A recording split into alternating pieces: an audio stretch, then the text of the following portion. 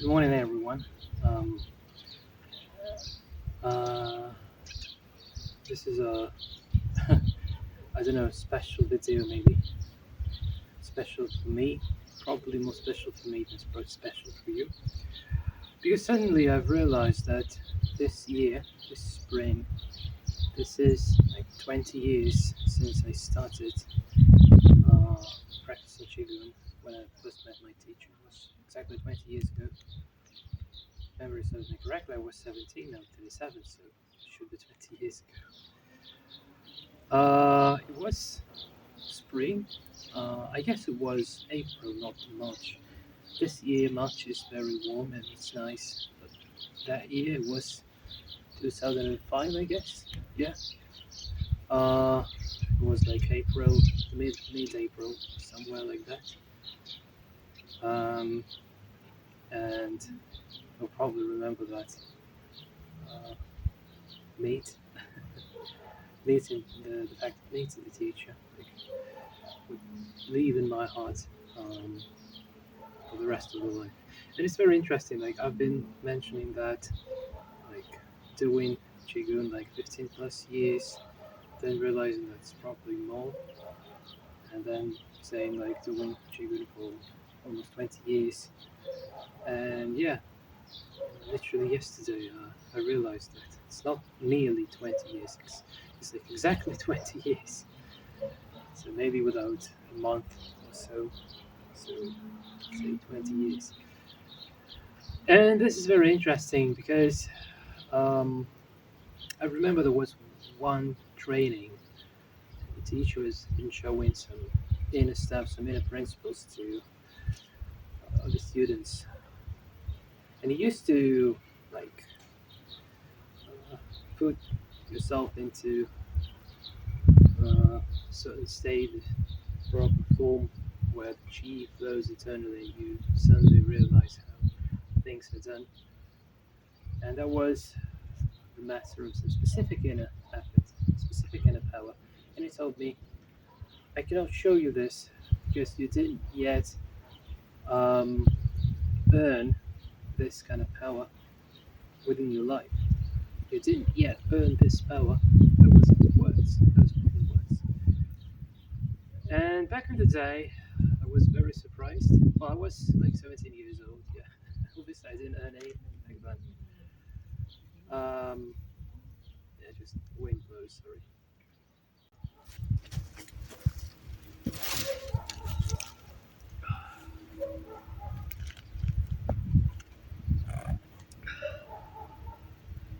Yeah, since I'm not gonna be showing anything today, like no techniques, no specific things, I would rather just sit here in my chair, and the sun is so warm, and yeah, I would rather enjoy this nice spring day.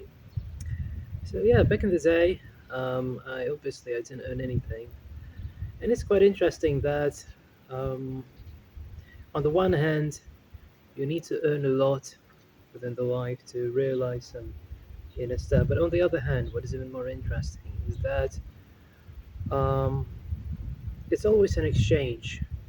The more materialistic things we earn within our lives, the more we pay with our hearts in terms of, um, like this matter of selling a soul. It's not always like selling the soul to devil or something. It's not about that. Having a good job, you're selling your soul. Having a good being, whatever, you're also selling a soul. So all kind of stability, all kind of material stability, you do uh, kind of sold sell some tiny little part of the soul. And then when you get much older, and like again, the more you sell, the more the faster time goes. And yeah, the time is going really, really fast. And interestingly that in the heart there is no time, no space, no distance, no physical metrics at all. And like when I focus on the lower dantian and try to do all this like techniques, things like that. Yeah, obviously it's like everyday world. But when I calm down the heart, when I do calm down the heart, suddenly it turns out that these things that has been happening 20 years ago, like as if I just came back from my teacher's training, like I just got back home, and yeah, so it's very um, it's like here and now, like there was no 20 years at all. This is very interesting. But on the other hand, in order to realize all those things that he has been teaching back then, without living these 20 years, without living my own life, without doing things, without making mistakes, a whole lot of mistakes, I would never ever get to the point where a human being realizes that heart matters more than all this materialistic stuff. Because throughout the life, um, like when we come here to this earth, we have like a battery in our kidneys with the life energy, and when we run out of that life energy, we simply die. And interestingly, that whatever mastery you have throughout the life, whatever skills you have, you would not take those skills to the grave with yourself. So it's not even about money or wealth or whatever materialistic, but even skills, even like consciousness, even this good chi flow within the human body. You're not going to take this with yourself. And the only thing that actually leaves after we die is the heart, because it's in there before we're born, and it's still in there when we die. And interestingly, that well, literally the only reasonable way to spend this life energy is to change one's heart. Because if we do anything else but changing our heart, we do exchange this life energy for some wealth kind of stuff, kind of wealth, and it's not pretty much going anywhere. And even more, like when it comes to heart, there are only two ways. We can either be constantly improving our hearts, making it better, trying to become better human beings, or it just becomes worse. And there is no other way. It cannot be static. The heart cannot just freeze in one moment and just be like as it was. So it's either getting better or getting worse. It all depends on what we do in our lives. And interestingly, that the deeds that we consider within our lives, seemingly good deeds, might not always lead to benefit the heart, to the matter of benefiting the heart. It's not always the case. Like for instance, there is a nice movie about Zen master Damo, but Hama, the Chinese movie, and he met emperor or king of some country, and the king says, "I built many Buddhist temples within my life. Does that mean that I would go to heaven after I die?" And he says, "No, it means that you go to hell." And the emperor was very surprised, like, "Why? I did a good deed. Uh, I built many temples." And he said, "No, it's not the case. You try to look like the guy with money and power, and you try to buy freedom, you try to buy enlightenment, you try to buy things, buy people, exploiting people, terrorizing people. So the fact that you build some Buddhist temples, it doesn't matter because what were your initial goals? Why did you do that? That was the reason." And that emperor was very angry with Bodhidharma. So on the other hand, it might be a different situation. Like, say there is a team, and if one like gives his life, then the rest would live. If not, then all would die. Then this one who would give the life so that others would live, is that treated as a suicide? It's probably not, because technically suicide, but actually saving his teammates, no matter the domain, regardless of the domain, absolutely. So it's very dependent on the inner motivation, like why are we doing some particular things and not the other things. That's quite important, I think. And again, like get into this understanding is impossible without losing lots of heart throughout the life. And on the one hand, it's very pity for all those years. No matter if those years has been lived with a purpose or without a purpose. It doesn't matter at all, really. All matters is that, like, I remember there was some movie, I don't remember what exactly, but it was about music and the guy, and he had a girl. It was a matter of making a decision. So whether he uh, sacrifices music to be with that girl, or whether he sacrifices relationships with that girl for the sake of music. And when he sacrifices the relationships with a girl for the sake of music, for the sake of skills, and be a really cool musician, like maybe world class, it then turned out that he realized that he would probably become a world class musician anyway, but he would never retain that heart that he has left and sacrificed in the face of that girl. Yeah, so that's the problem. That's just the general principle of sacrificing heart for some lower than related things like skills, material advantages, whatever. So that's the problem. And like everyone does that. Like most people that do that. I did the same way essentially. And it's like to say that this is pity. This is to say nothing literally. So when you're sacrificing hard for the matter of skills, you think you want to grow up, you think you want to learn something, you want to become somebody, you want this, you want that, so many wishes, so many desires. Yeah, just a highway to hell, literally.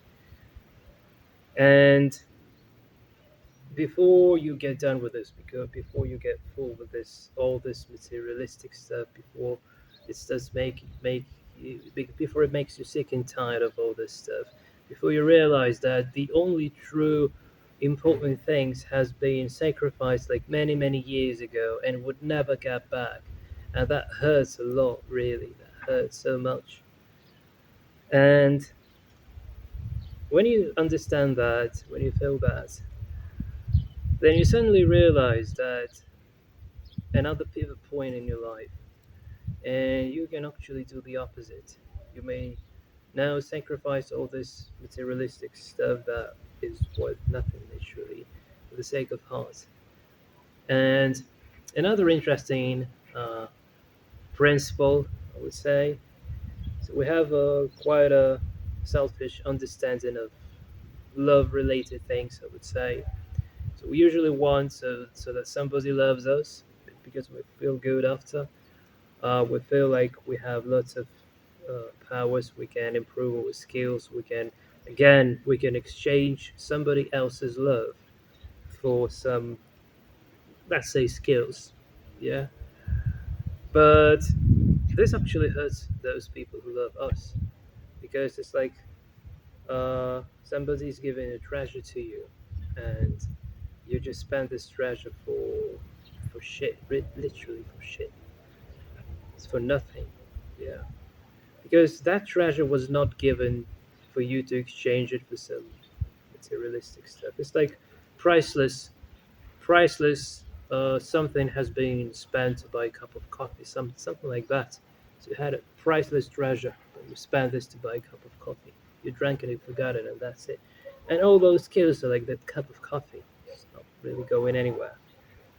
And when the life becomes tough, and when you start realizing you're getting older, you start realizing the ceiling that you hit with your head, you're not going any further. Like all those limitations of life with fate, with karma. So like you understand that you have some limits, you would never ever about to bypass those. And when you start thinking of your life not as an excited child, well everything is like in front of you and the whole life is just lays below your legs. But when you realize that essentially, probably the half of the life has been spent already, and the value of this is quite miserable, and you understand that you're literally about just to, you want to live your life to the very end without much complications, let's say, yeah. So you realize that if you continue doing like you do, like you have been doing all the time, this is not really going anywhere. And without shifting the values from this lower than yen related materialistic stuff, the skills and all this stuff, to back to heart, what truly matters, back to using the life energy that not much of life energy that still has left. Try to spend that energy to make yourself a better person, to invest that energy into heart. Because throughout the life, what I've been doing, I've been investing my heart into the this lower Zen related stuff, all things, and it was like I lost the heart, but I didn't gain anything in return.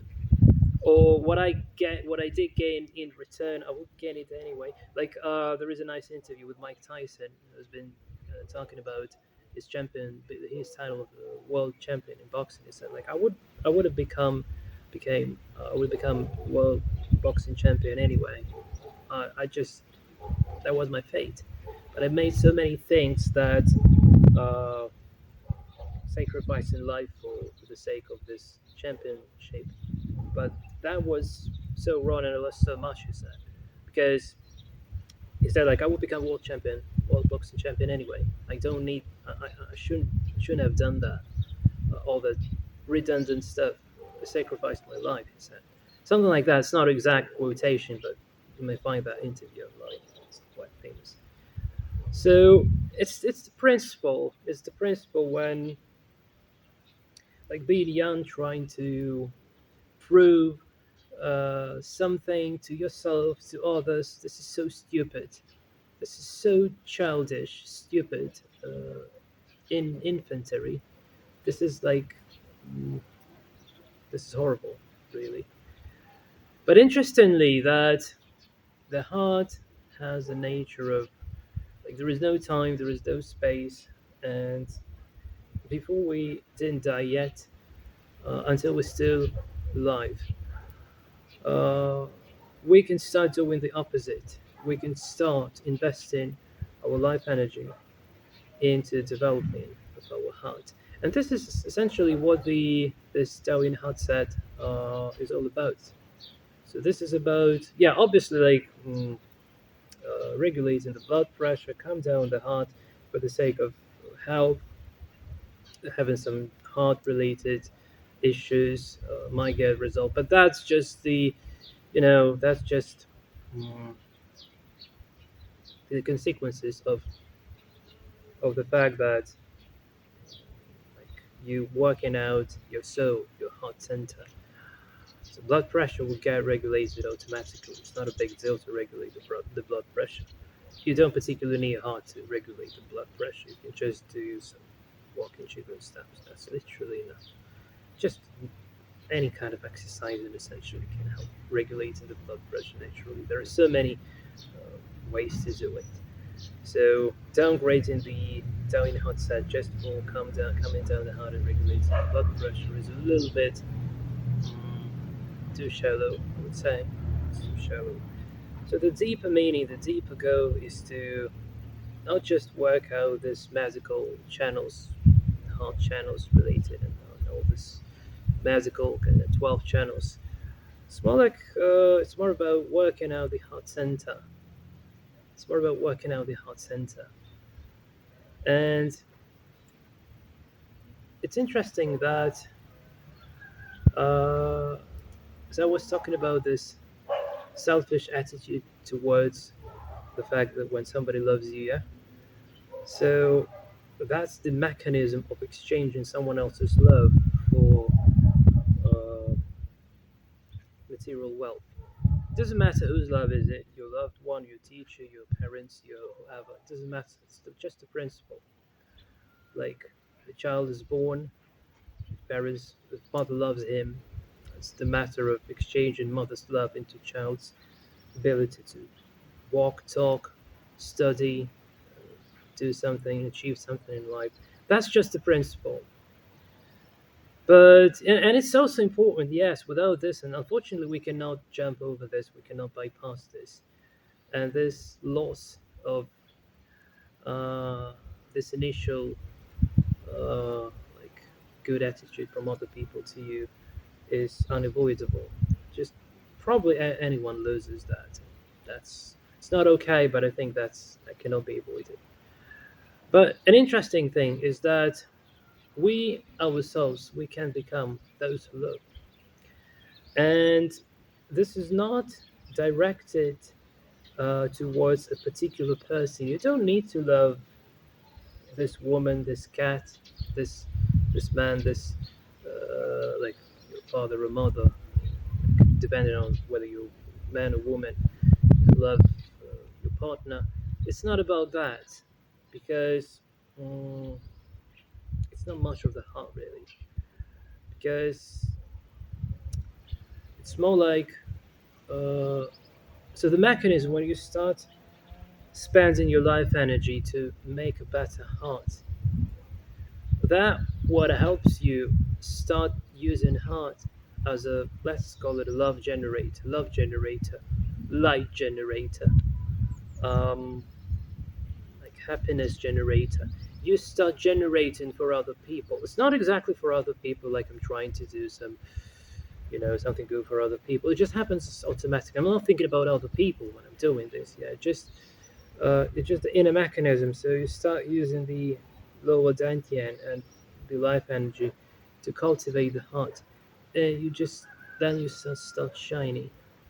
You start spreading the light, spreading the love, spreading like all this good that is in there, just as a radiation to outwards everywhere. And this is changing you. This is also changing the. mm, I mean, like it may change the outer world, may or may not. It doesn't matter. Like, it's not done. This is not done for the sake of changing the outer world. If you have a desire to change the outer world, this is like not going anywhere. It's just gonna stuck there forever. It's just not going anywhere. It's not like it might happen that the outer world or some close people might change if you start investing your inner energy to heart. It might happen. It might be the case. It may or may not be the case. It's not the goal. It's not doesn't matter that much really because it's the matter of become grown up. It's quite easy to become grown up from the perspective of the lower dantian because, like, you have a teacher, you have no skills, then you are obtaining the skills, and then you start, um, you start uh, mastering the domain, and then you become a master. You can teach others, so you grow up. You no longer need a teacher. You have everything to grow up on your own without an outside. And that's quite simple, and many people achieve that. That's not complicated. That is complicated, but it's not as much complicated. But what is even more complicated is to grow up in one's heart. So growing up in one's heart is like you're no longer wait somebody to love you, somebody to give some love or something good to you, but you become the one who starts doing this. And like the inner motivation, like why to do that? Because that's the only, well, at least known to me in my practical experience, that's the only way how you can, I don't even know how to call it, uh, how you may turn towards the process of retaining all that heart being spent for materialistic stuff back. So you can, what is lost forever, that's true. But first of all, stop losing more. And secondly, realize the mistake and shift the attitude. So, like, grow up in heart. It means like stop being selfish, stop being the one who wants to receive more and more of heart related things like love, but start uh, producing those because heart is the only organ that generates energy because the rest are consuming energy. Only heart generates energy, and when you start generating this energy, you become no longer in a sorrow for those years, those people, those circumstances, those situations, those whole lot of everything that you have lost because you has been spending the heart for materialistic stuff. So when you start doing the opposite, it's like the best way to say sorry, and it's the way to feel a relief inside, to try to like realize what all those people, situations, circumstances, whatever, who were good to you in the past. What did they try to teach you? So it's like in programming community, when you use some open source project, you feel grateful, and one day you may want to contribute back to the community. This is a very similar experience, I would say. So when we get something good from somebody back in the day and then lost it, in this case, the only way I believe the only way that how can we uh, bring it back, like just like how can we say thank you? Yeah, just start doing things those people has been doing to you, and this is a like, game changer, life changer. This changes everything, and the values really shift, I would say. So yeah, guys, I think that's it. um I don't know. I really like the format of just sharing with you what I'm going through in my practice. And I don't really want to go lower to that level of techniques explaining how all this stuff works. So maybe just keep uh, talking about this, try to show, try to explain.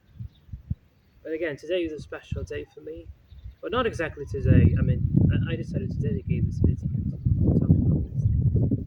So not being very technical, but rather try to talk about the most important things. Um, I don't know. I have no idea what am I going to be doing next, to be honest. So um, if you have something to say, then please share in the commentaries. I would love to read that. Yeah. Um, I don't know. I have nothing more to say, to be honest. So just this matter of stop spending heart for materialistic stuff. Start using life energy left for the sake of heart to make it better, contributing to it. That's what I'm saying to myself. Yeah. Not much to you maybe, but more like to myself. Yeah, guys. I'm sorry, it's not scripted. Obviously, it's like I'm just sitting in this chair. The sun is shining. I'm so happy because I can finally um, stop wasting the treasure that I was given before, that I still have, and start generating this treasure inside. That's the only thing I believe matters, and that's the only thing I want to work on from now on, essentially. Because the rest doesn't quite make sense. Thanks for watching. Hope to see you next video. Until then, and cheers.